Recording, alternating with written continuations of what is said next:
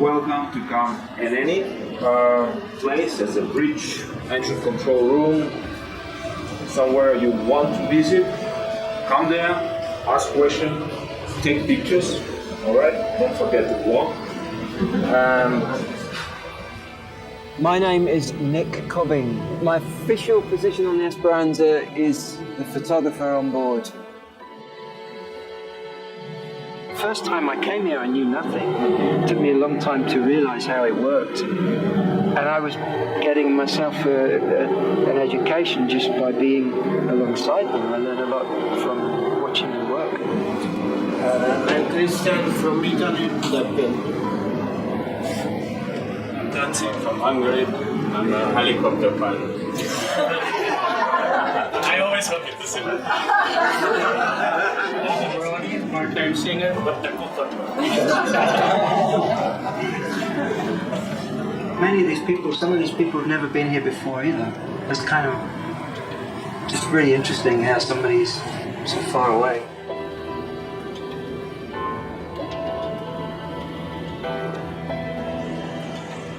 Theory, you know, you can draw it in pictures, you could put it in a little manual and you could instruct sailors how to do it. But it's different every time, right? Like when you get out there, it's not like it says in the books, right? It's not like it says in the manuals. I think it's an unusual operation. I think most cruise ships would be like, oh, this is too complicated.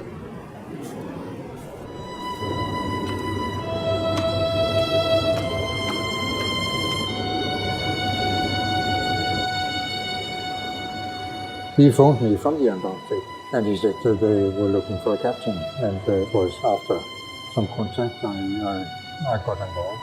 I'm not quite sure that we are as far ahead in relation to the Arctic as we were in relation to the Antarctic 25 years ago. Up here, there are a number of states around the Arctic Ocean, so it leaves an area in the Arctic Ocean itself which is not claimed.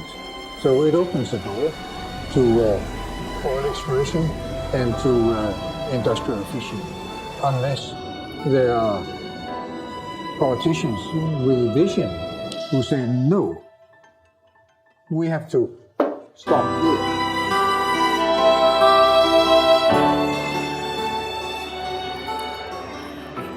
The strategy has not changed so much. What we quite often say is that we try to be the catalyst for change. Because we're not going to change it. We're going to change it by getting many people to agree with us and put pressure on politicians. Sometimes you have to put pressure on and make the public at large aware of the fact that change needs to happen.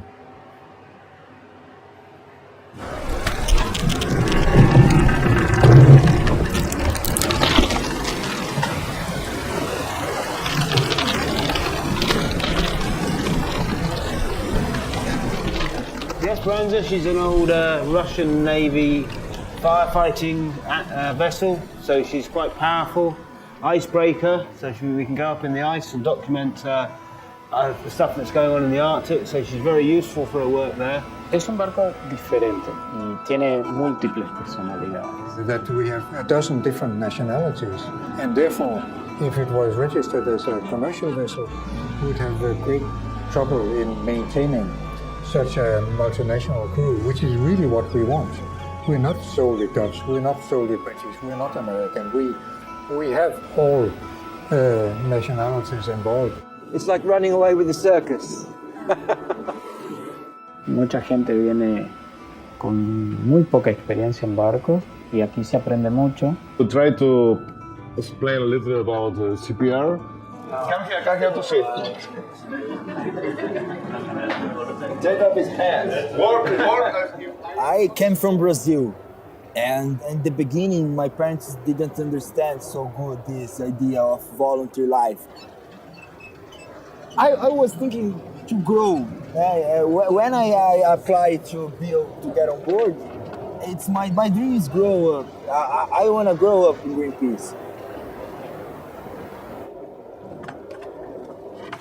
Bueno, la vida a bordo comienza a las 7:30, es el horario que se llama a todos. Al mediodía es el almuerzo y luego la cena a las 6 de la tarde.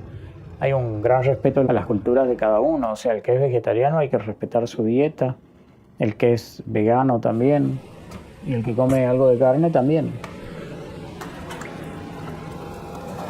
I'm Ronnie Ferrer from the Philippines, and I've been working for Greenpeace for almost 14 years now. I like to help to protect our environment, and maybe in this manner, cooking and being an activist at the same time will be a good help for the organization.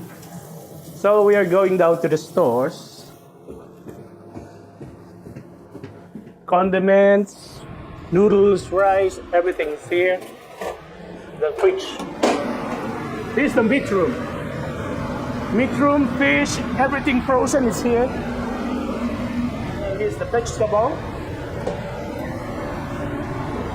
This +9, +8. Temperature. It's not too much. We need a lot of protein. That's really important when they're out there, especially when it's cold. Some nuts, everything with protein. That's very important. But the most important thing is the real food, like the bread, the nuts, and chocolate can help also during the action.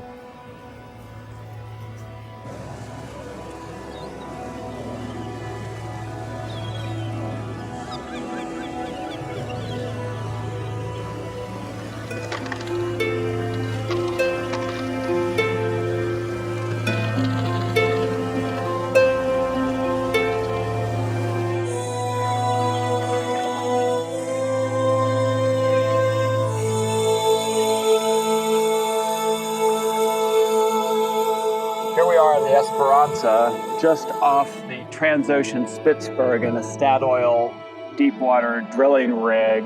They have a blowout contingency plan, but even with the safest protocols in the world, they cannot assure that there will not be a catastrophic blowout. However safe they think they can make it, it's not risk-free, and we have alternatives.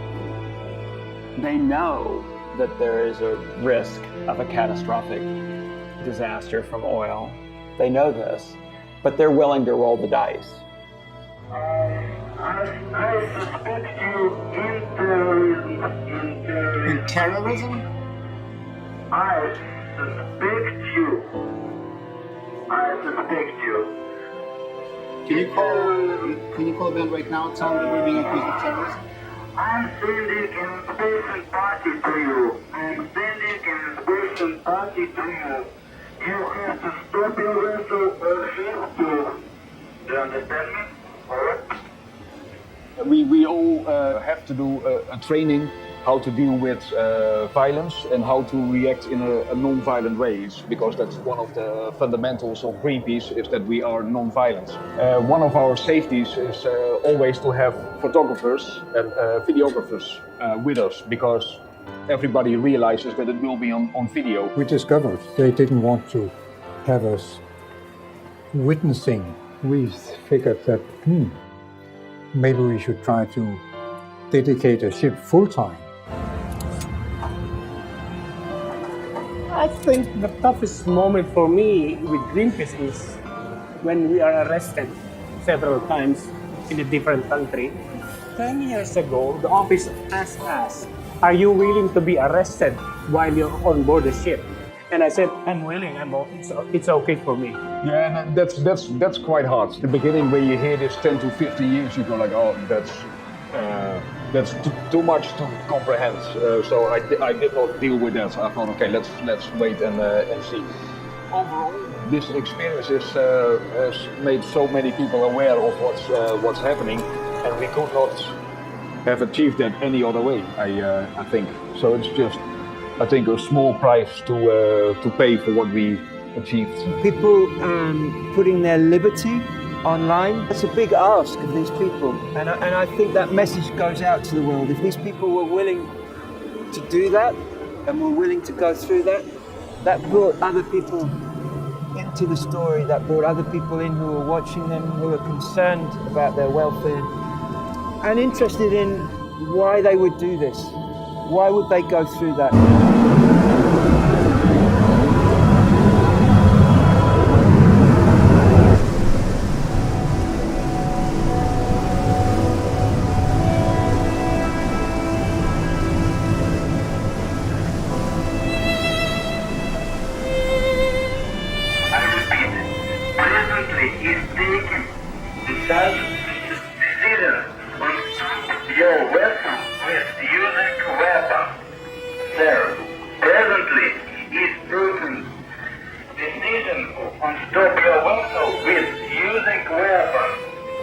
I understand what you're saying. Please understand what you're threatening to do. We are on a peaceful voyage in order to protest against the threat to the planet. We are here in order to make the world a better place. And in response, you are threatening to open fire on our ship. I urge you to not do this because this will put in danger the crew of the ship. It's not just a legal matter, sir. I think this is also a matter for your conscience. Esperanza means hope. That is the hope that we bring with us, that we can improve both the environment, but also promote peace.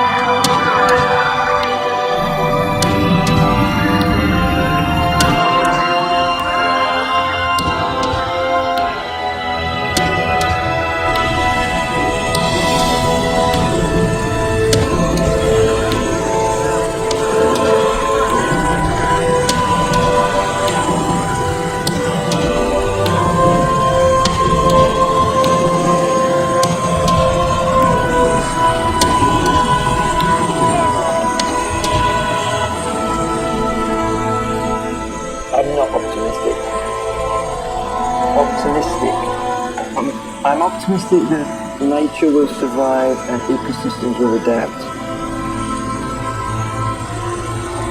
And for human beings, I worry about us. I worry about our species. That we've been given this gift of consciousness and we're unable to use the consciousness to think ahead and think about our children. What about our children's children? What about future generations?